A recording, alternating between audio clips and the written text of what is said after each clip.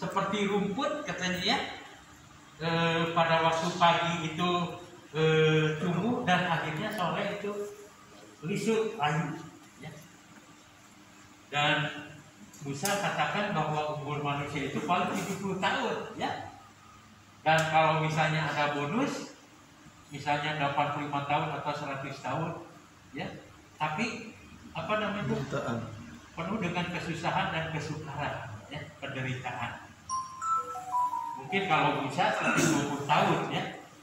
Kalau pada waktu Musa dia itu di Gunung Nebo, dia tidak bisa masuk ke tanah Kanaan, ya, dan dia dipanggil oleh Tuhan.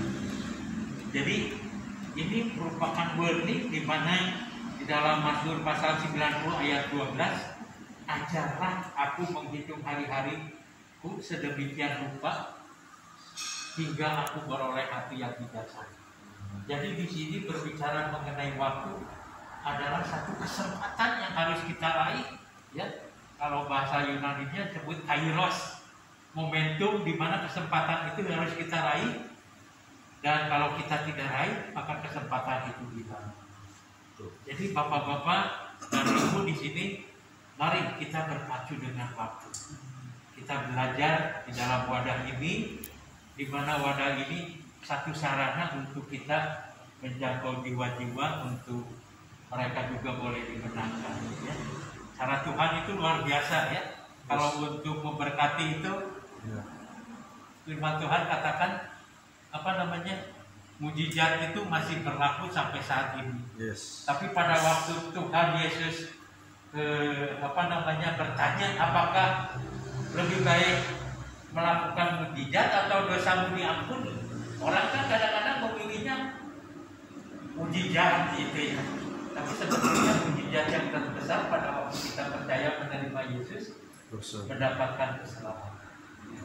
Mari kita belajar firman Tuhan di dalam Lukas pasal 5 ayat 17, ya. Jadi orang lumpuh yang disembuhkan, kisah ini dicatat baik di dalam Matius pasal 9,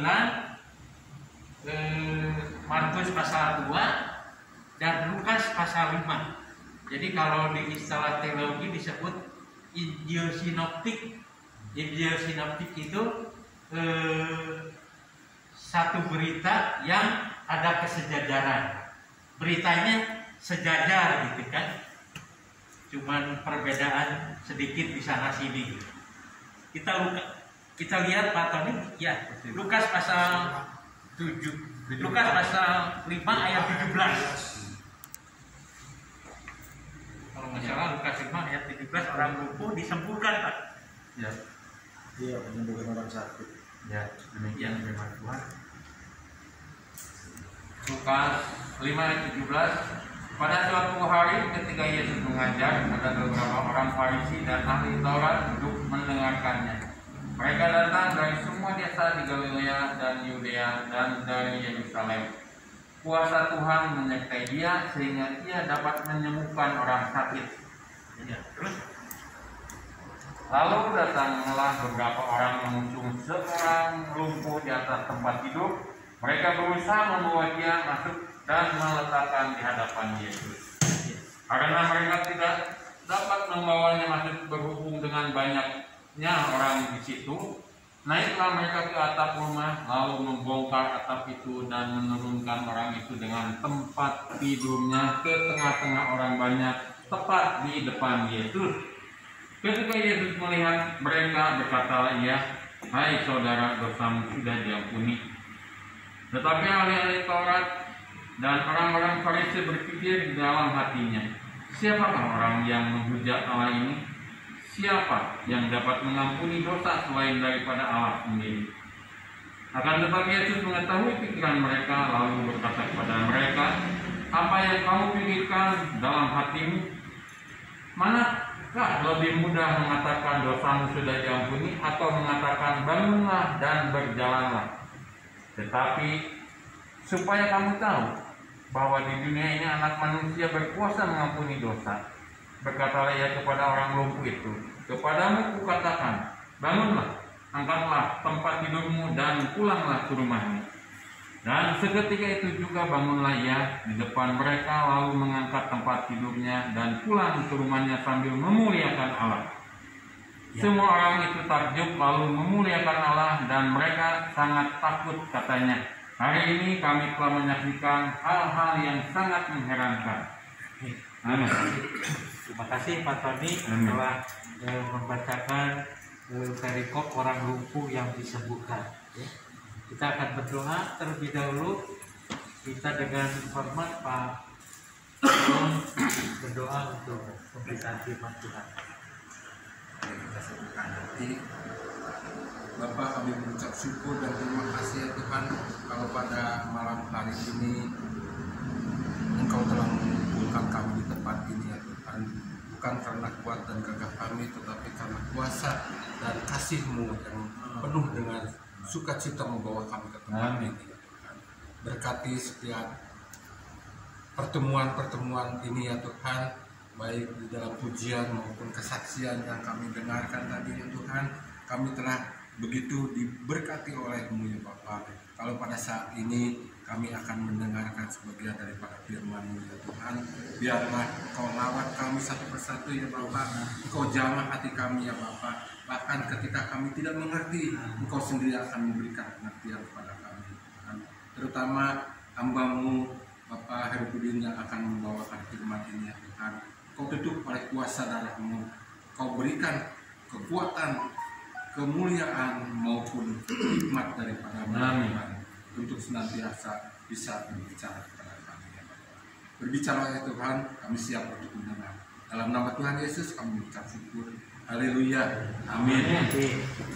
Bapak-bapak dan Ibu di tempat ini, di dalam Yohanes pasal 12 ayat 32 dikatakan kalau Yesus ditinggikan, menarik orang untuk datang berbondong-bondong. Bapak, kita lihat Pak Jim Senangoy, Yohanes pasal 12 ayat 32 Pak.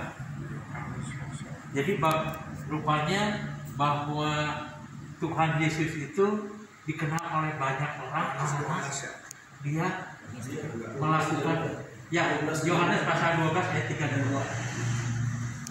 Ya, kita simak coba sebentar. Dan apabila aku ditinggikan dari bumi, aku akan menarik semua orang datang kepadamu. Amin. Bapak Ibu yang dikasih dan diberkati Tuhan, kita percaya kalau Yesus ada di tengah-tengah kita, maka Braga Chapter ini satu wadah untuk orang datang berbondong-bondong. Amin. Amin. Nah, begitu pula dengan kisah di dalam Lukas pasal 5 ayat 17 ini, di mana pada waktu Yesus naik ke perahu, dia tiba di Kapernaum. Kalau versi Markus katakan tiba di Kapernaum di satu ruangan, maka orang-orang itu datang dari berbagai daerah, dikatakan dari Galilea, dari Yerusalem, dari mungkin kalau kita itu mungkin dari barat, dari timur, dari selatan, dari utara, semua datang ke ruangan itu. Dan singkat cerita, ruangan itu penuh sesak dengan orang-orang datang berbondong-bondong. Karena apa? Beritanya bahwa kehadiran Tuhan itu menarik banyak orang untuk datang berbondong-bondong karena berbagai motivasi, ya.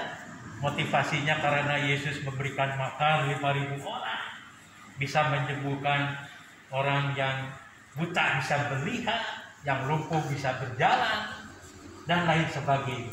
Sehingga orang itu dia tahu, ya, telinganya mendengar gitu ya. Ada kabar bahwa Yesus itu ada di Kapernaum di satu ruangan, ya. Maka orang itu datang berbondong-bondong untuk mendengarkan petua yang disampaikan oleh Tuhan Yesus. Nah, singkat cerita, pada waktu orang itu berbondong-bondong penuh sesak, ada orang yang lumpuh yang harusnya orang-orang itu kan mempersilahkan orang lumpuh itu diperhadapkan dengan Tuhan